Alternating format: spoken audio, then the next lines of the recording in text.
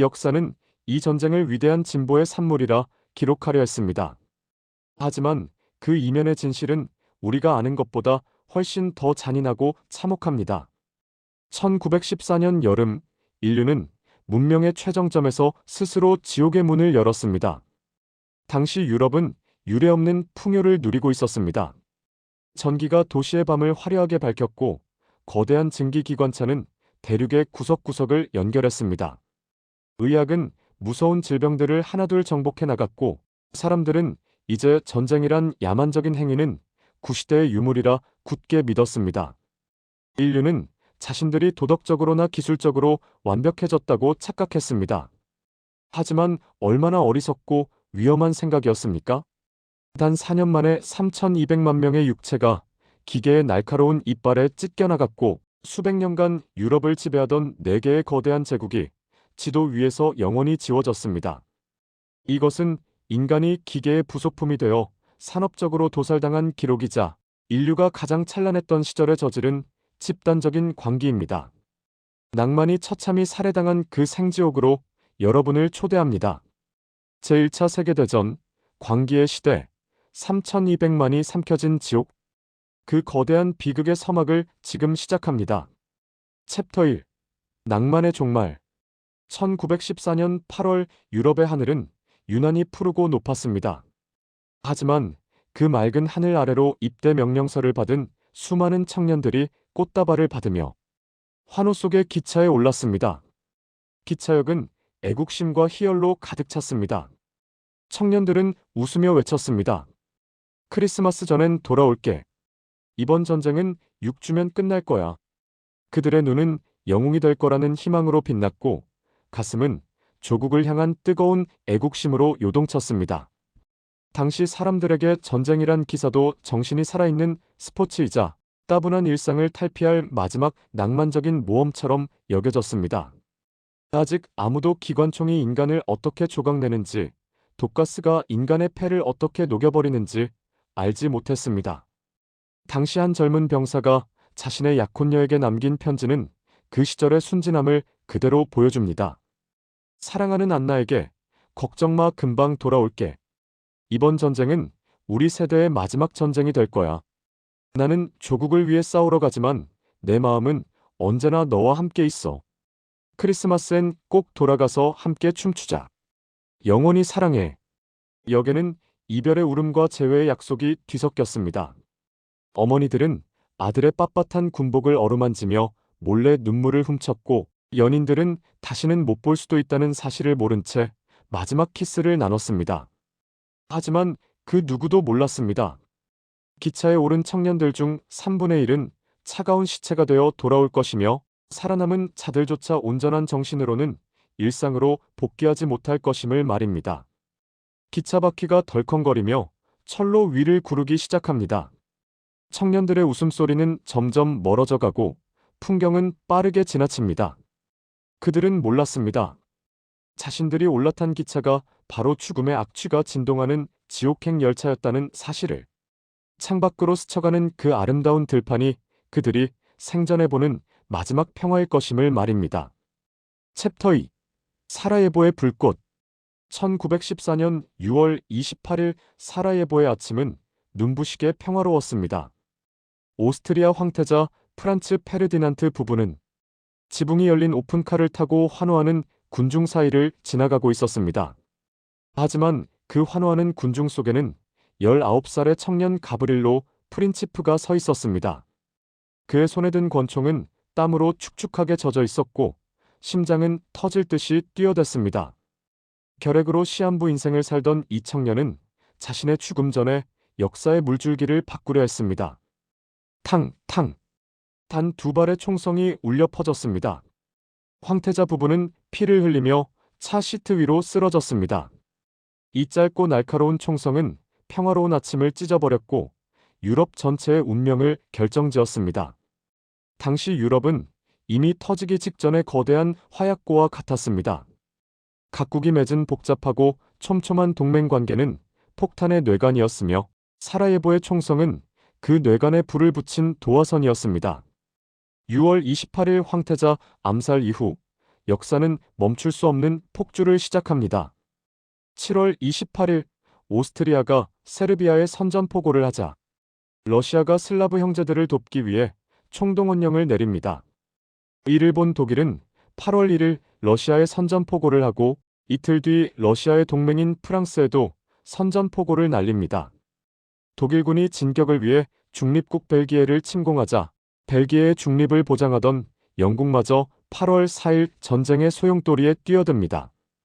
채 한 달도 안 되는 기간 동안 유럽 전체가 전쟁이라는 거대한 늪에 빠져버렸습니다. 비스마르크가 30년간 정교하게 쌓아올린 평화의 균형은 단 30일 만에 가루가 되어 흩어졌습니다. 외교관들의 이성적인 대화는 중단되었고 장군들은 사륙을 위한 작전 지도를 펼쳤으며 수백만 명의 청년들은 총을 들고 전선으로 향했습니다. 아무도 이 광기를 멈출 수 없었습니다. 거대한 전쟁 기계가 요란한 소리를 내며 작동하기 시작했고 유럽 문명은 스스로 만든 지옥 속으로 당당하게 행진에 들어갔습니다. 챕터 3. 슐리펜 계획. 독일 제국의 자신감은 오만을 넘어 광기에 가까웠습니다. 그들에게는 모든 상황을 한 번에 해결할 완벽한 시나리오가 있다고 믿었습니다. 바로 슐리펜 계획입니다. 그 골자는 단순하고 대담했습니다. 러시아군이 본격적으로 움직이기 전에 모든 화력을 서쪽으로 집중해 프랑스를 단 6주 만에 무너뜨리고 다시 동쪽으로 돌아가 러시아를 상대한다는 계획이었습니다. 속도가 곧 생명이었고 망설임은 곧 패배를 의미했습니다. 150만 명에 달하는 독일 대군이 벨기에 국경을 넘어 거대한 파도처럼 밀려갔습니다. 8월 4일 독일군은 중립국 벨기에를 무참히 짓밟았습니다. 벨기에군은 용감하게 저항하며 독일군의 발목을 잡으려 했지만 독일의 압도적인 화력 앞에서는 무력했습니다. 아름다운 도시들이 불길에 휩싸였고 무고한 민간인들이 학살당하는 광경에 전 세계는 경악했습니다. 이 잔인한 침공은 영국의 참전을 정당화하는 명분이 되었습니다. 독일군은 파죽지세로 파리를 향해 진격했습니다. 1주일, 2주일, 3주일이 지날수록 파리의 에펠탑이 눈앞에 가물거렸습니다. 하지만 완벽해 보였던 계획은 거대한 도박이었고 그 결과는 참혹한 실패로 다가왔습니다. 독일 병사들은 하루에 40km가 넘는 강행군을 이어갔습니다. 40kg에 달하는 무거운 배낭을 짊어지고 뙤약볕 아래를 걸으며 타는 목마름과 싸워야 했습니다. 발에는 피고름이 섞인 물집이 터졌고 병사들은 걷다가 그대로 쓰러져 숨졌습니다. 보급선은 한계를 넘어 길게 늘어졌고 말들은 굶주려 죽어갔으며 탄약과 식량은 바닥을 드러냈습니다. 벨기에의 예상치 못한 저항과 프랑스군의 필사적인 방어, 그리고 지칠 대로 지친 병사들의 비명이 독일의 계획을 갉아먹었습니다. 1914년 9월 운명의 마른강 전투가 벌어집니다. 프랑스군은 파리를 지키기 위해 도시의 모든 택시와 버스를 동원해 병력을 전선으로 실어 날랐습니다. 이것은 피 흘리는 프랑스의 마지막 발악이자 처절한 생존 투쟁이었습니다. 4일간의 지옥 같은 혈전 끝에 독일군의 진격은 결국 멈췄습니다. 6주 안에 끝날 줄 알았던 낭만적인 전쟁은 거기서 사멸했습니다. 전선은 프랑스 해안부터 스위스 국경까지 700km에 달하는 거대한 상처가 되어 얼어붙었습니다. 이제 병사들은 총 대신 삽을 들고 땅을 파기 시작했습니다. 자신들이 앞으로 4년간 썩어갈 거대한 무덤, 참호를 파기 시작한 것입니다. 챕터 4. 날 것의 생지옥. 참호는 인간이 문명의 이름으로 만든 가장 잔인하고 비인간적인 공간이었습니다. 700km를 뱀처럼 굽이치는 이 좁고 깊은 구덩이에서 수백만 명의 청춘들이 짐승보다 못한 삶을 강요받았습니다. 참호는 깊이 2m, 폭 1m 남짓한 좁은 감옥과 같았습니다. 비가 오면 참호는 거대한 하수구로 변했고 여름이면 시체 썩는 냄새가 진동하는 악취의 늪이 되었습니다. 무릎까지 차오른 물은 단순한 빗물이 아니었습니다. 인분과 오줌, 그리고 부패한 시체에서 흘러나온 체액이 뒤섞인 오물 덩어리였습니다. 병사들은 그 썩은 물 속에서 밥을 먹고 잠을 자고 생리적인 현상을 해결해야 했습니다. 참호의 진짜 주인은 병사가 아니라 쥐들이었습니다. 시체를 먹고 고양이만큼 비대해진 쥐들은 수백만 마리가 떼를 지어 참호를 지배했습니다. 밤이 되면 이 소름 끼치는 괴물들은 잠든 병사들의 얼굴 위를 가로질러 다니며 눈꺼풀을 갉아먹거나 귀를 물어뜯었습니다. 당시 영국군 병사가 쓴 일기에는 그 처절함이 고스란히 담겨 있습니다. 오늘도 비가 내렸다. 무릎까지 차오른 물에는 전우의 시체가 떠다니지만 우리는 그를 건져낼 기력조차 없다. 어젯밤에는 쥐 한 마리가 내 입술을 물어뜯어 나는 그놈을 맨손으로 찢어 죽였다. 발은 이미 검게 썩어 들어가는 참호족에 걸려 감각이 없다. 군의관은 내 다리를 잘라야 한다고 말한다. 나는 이제 고작 22살이다. 참호족은 병사들에게 소리 없는 저승사자였습니다. 젖은 군화를 신은 채 며칠만 있으면 발이 괴사하며 썩어 들어갔고 5만 명이 넘는 청년들이 총 한 번 쏴보지 못한 채 다리를 잃었습니다. 또한 수억 마리의 이가 병사들의 온몸을 뒤덮었습니다.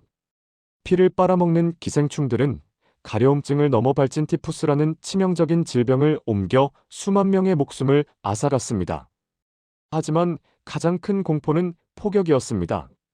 며칠 동안 쉬지 않고 머리 위로 쏟아지는 철과 불의 비는 땅을 뒤흔들고 인간의 정신을 산산조각 냈습니다. 쉘 쇼크라 불리는 이 정신적 외상은 병사들을 멈출 수 없는 경련과 발작으로 몰아넣었습니다. 어떤 이는 눈이 멀고 어떤 이는 말을 잃었으며 어떤 이는 완전히 미쳐버렸습니다.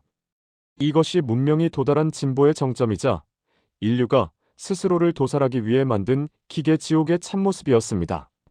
챕터 5. 돌격하라. 안개가 자욱한 새벽, 전선에는 무거운 정적이 흐릅니다. 하지만 그 정적 뒤에는 곧 벌어질 학살을 직감한 병사들의 거친 숨소리가 숨어 있습니다. 병사들은 떨리는 손으로 소총을 움켜쥡니다. 어떤 이는 신에게 살려달라 기도하고 어떤 이는 품속의 가족 사진을 꺼내 마지막 입맞춤을 합니다. 그들은 모두 알고 있습니다. 참호 턱을 넘는 순간 자신들의 생명이 운에 맡겨질 것이라는 사실을 말입니다. 드디어 장교의 차가운 호각 소리가 정적을 찢어버립니다. 돌격 준비. 삐. 호각 소리와 함께 병사들은 참호 밖 죽음의 땅인 무인지대로 뛰어오릅니다. 그곳은 철조망이 뒤엉키고 깊은 포탄 구덩이가 곳곳에 도사린 지옥의 평원이었습니다. 병사들이 진흙탕 속에서 비틀거리며 나아갈 때 독일군의 기관총 진지에서 불꽃이 튑니다. 타타타타타. 분당 600발의 총알을 뿜어내는 기관총 앞에서 인간의 육체는 그저 얇은 종이처럼 찢겨나갔습니다. 기관총은 감정 없는 기계적인 효율성으로 사람들을 도살했습니다. 첫 번째 줄이 쓰러지면 두 번째 줄이 그 위를 넘어가다 다시 쓰러졌습니다. 1916년 7월 1일 악명 높은 솜 전투의 첫날이 밝았습니다. 영국군 10만 명이 일제히 돌격을 감행했지만 결과는 인류 역사상 최악의 참사였습니다. 공격 시작 단 10분 만에 수천 명이 목숨을 잃었고 해가 지기 전까지 무려 2만 명의 영국 청년들이 시체가 되었습니다. 단 하루 만에 벌어진 일입니다. 무인지대는 형체를 알아볼 수 없는 시체들로 가득 찼고 밤새 들려오는 부상자들의 비명소리는 살아남은 자들의 영혼을 갉아먹었습니다. 4개월간 이어진 솜 전투에서 100만 명이 넘는 젊은이들이 죽거나 다쳤습니다. 하지만 그 대가로 얻은 땅은 고작 10km에 불과했습니다. 후방의 안전한 사령부에서 장군들은 고급 요리를 먹으며 지도를 내려다봤습니다. 이번 작전에서 5만 명 정도의 손실은 불가피하지만 300m는 전진할 수 있을 것이다.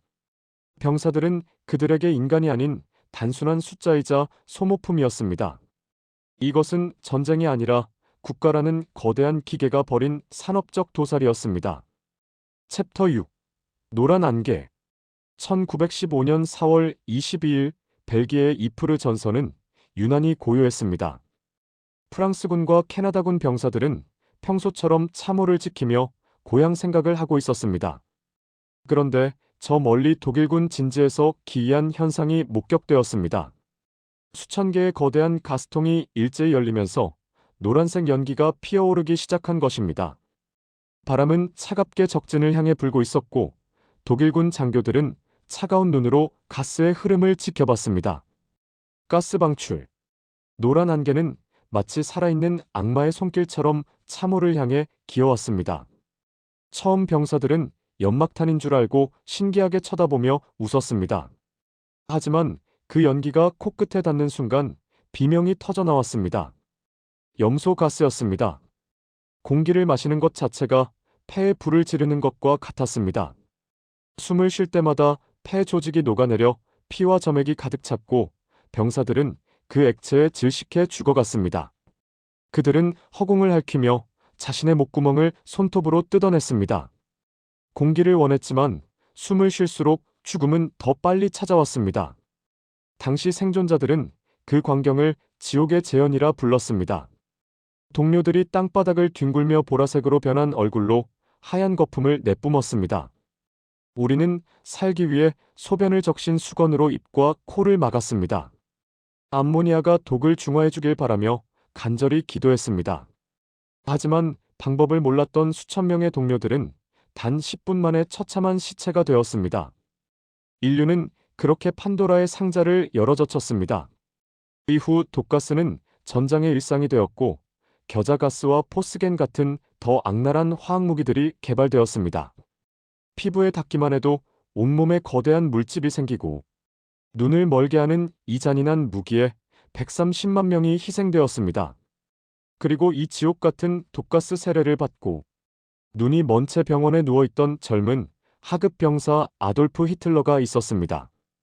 이 전쟁의 지옥이 그의 뒤틀린 영혼에 심은 증오는 20년 뒤 전 세계를 더 거대한 불길 속으로 밀어넣게 됩니다.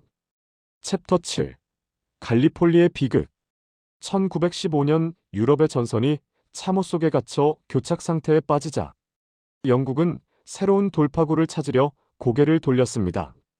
당시 젊고 야심만만했던 해군 장관 윈스턴 처칠은 대담한 계획을 내놓았습니다. 오스만 제국을 한 번에 무너뜨리고 러시아와의 보급로를 열어 전쟁을 끝내자는 것이었습니다. 처칠은 호언장담했습니다.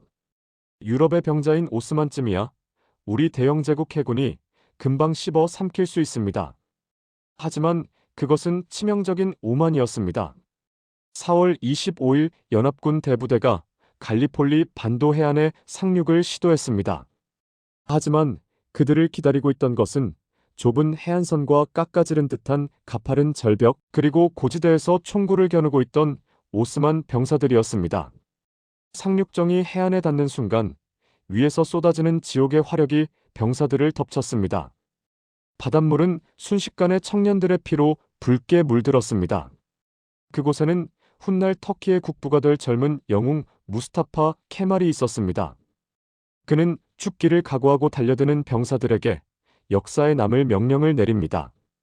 나는 여러분에게 공격을 명령하지 않는다. 나는 여러분에게 죽음을 명령한다. 우리가 죽어가는 동안 다른 부대가 와서 이 자리를 지켜낼 것이다. 오스만 병사들은 조국을 지키기 위해 문자 그대로 몸을 던졌고 연합군은 해안가 좁은 모래사장에 갇혀 고립되었습니다. 9개월간 이어진 이 처절한 전투에서 25만 명에 달하는 사상자가 발생했습니다. 찌는 듯한 여름 더위 속에 시체들은 빠르게 부패했고 파리떼가 하늘을 뒤덮어 병사들은 밥조차 제대로 먹을 수 없었습니다. 결국 연합군은 비참하게 철수를 결정했고 이 패배는 처칠에게 평생 씻을 수 없는 치욕적인 오점이 되었습니다. 챕터 8. 베르댕의 살인기계. 1916년 2월 독일군 참모총장 팔케나이는 인류 역사상 가장 잔인한 소모전 계획을 세웁니다. 작전의 목표는 점령이 아니라 프랑스군의 씨를 말려 죽이는 것이었습니다. 그는 프랑스의 자존심과 같은 요충지 베르댕을 골라 그곳을 거대한 인간 도축장으로 만들기로 했습니다. 2월 21일 오전 7시 1000개가 넘는 독일군 대포가 일제히 포문을 열었습니다. 단 10시간 동안 무려 100만 발의 포탄이 좁은 베르댕 지역에 쏟아졌습니다. 이것은 인간이 견딜 수 있는 수준이 아니었습니다. 산의 형체가 무너져 내려앉았고 울창하던 숲은 순식간에 잿더미가 되어 사라졌습니다. 마을들은 지도 위에서 영원히 지워졌고 땅은 포탄 구덩이로 가득한 달 표면처럼 변했습니다. 모든 생명은 말살되었습니다. 10개월 동안 이어진 베르댕 전투에서 무려 70만 명의 청년들이 살상되었습니다. 병사들은 전후에 썩어가는 시체를 쌓아 총알을 막는 방패로 삼아야 했습니다. 보급로가 끊긴 참호 속에서 병사들은 타는 목마름을 견디다 못해 시체 아래 고인 핏물을 마시며 버텼습니다. 당시 한 병사의 증언은 가슴을 후벼 팝니다. 우리는 더 이상 인간이 아니었습니다. 내 옆에서 친구가 죽었지만 나는 울지도 않았습니다. 그저 그의 몸이 나를 포탄 조각으로부터 지켜주길 바랐을 뿐입니다. 베르댕에서 돌아온 자는 아무도 없습니다. 몸은 돌아왔을지 몰라도 영혼은 이미 그 핏빛 흙 속에 파묻혔기 때문입니다. 지옥 속에서도 전우를 업고 달리는 눈물겨운 인간애가 있었지만 그들의 희생에도 불구하고 전쟁터의 비명은 그칠 줄 몰랐습니다. 챕터 9. 끝판왕의 등장. 1917년 전쟁은 4년째로 접어들었고 독일은 한계에 다다르고 있었습니다.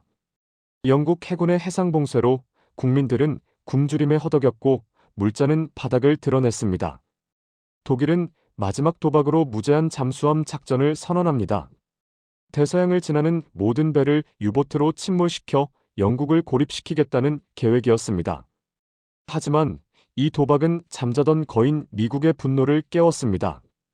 독일이 멕시코를 꼬드겨 미국을 공격하면 땅을 돌려주겠다고 제안한 침엄한 전보가 영국 정보부에 발각되면서 상황은 돌이킬 수 없게 되었습니다. 1917년 4월 드디어 미국이 전쟁을 선언했습니다. 200만 명의 신선한 미군 부대와 압도적인 산업 물량이 유럽으로 쏟아져 들어왔습니다. 그리고 전장에는 참호를 짓밟고 나아가는 거대한 철제 괴물, 전차가 등장했습니다. 독일 병사들은 총알이 튕겨나가는 이 괴물을 보며 공포에 떨며 패배를 직감했습니다. 독일 내부에서는 전쟁에 지친 병사와 노동자들이 혁명을 일으켰고 황제 비렐름 2세는 왕관을 버리고 도망쳤습니다. 1918년 11월 11일 오전 10시 드디어 4년 3개월간의 지옥 같은 총성이 멈췄습니다. 3,200만 명의 희생 끝에 얻어낸 가혹한 정적이었습니다. 챕터 10. 무너진 제국, 그리고 잉태된 불씨. 1919년 6월 베르사유 궁전 거울의 방에서 독일은 굴욕적인 조약에 서명해야 했습니다. 승전국들은 전쟁의 모든 책임을 독일에 지우고 천문학적인 배상금을 부과했습니다. 독일 국민들은 자신들이 등 뒤에서 칼을 맞았다며 분노했습니다. 전쟁은 끝났지만 진정한 평화는 오지 않았습니다. 4년간의 지옥에서 살아 돌아온 청년들은 잃어버린 세대가 되어 사회를 배회했습니다. 눈이 멀고 팔다리가 잘린 육체보다 더 심각한 것은 갈기갈기 찢겨나간 영혼이었습니다. 그들은 평생을 환청과 발작 속에서 살아야 했습니다. 그리고 그들의 분노와 절망을 먹고 새로운 괴물이 자라났습니다. 베르사유의 굴욕을 잊지 않았던 그 병사 아돌프 히틀러는 복수의 씨앗을 뿌렸습니다. 전쟁을 끝내기 위한 전쟁이라 불렸던 이 거대한 학살극은 결국 더 끔찍한 제2차 세계대전을 잉태하고 있었습니다. 엔딩. 제1차 세계대전은 낭만이 죽고 기계가 인간을 지배한 전쟁이었습니다. 크리스마스 전엔 돌아온다던 수백만 명의 청년들은 영원히 돌아오지 못했습니다. 여기 잠든 사랑하는 아들 윌리엄, 20살의 나이로 조국을 위해 죽다. 그의 묘비명 앞에서 우리는 묻게 됩니다. 겨우 20의 나이에 사랑도 꿈도 펼쳐보지 못한 채 진흙 속에서 죽어간 그들의 희생을 우리는 잊지 않아야 합니다. 전사자 1000만 명, 민간인 희생자 700만 명. 그들의 피로 쓴 역사를 기억하며 우리는 결코 잊지 않겠습니다. 재밌게 들으셨다면 구독과 좋아요, 알림 설정 부탁드립니다.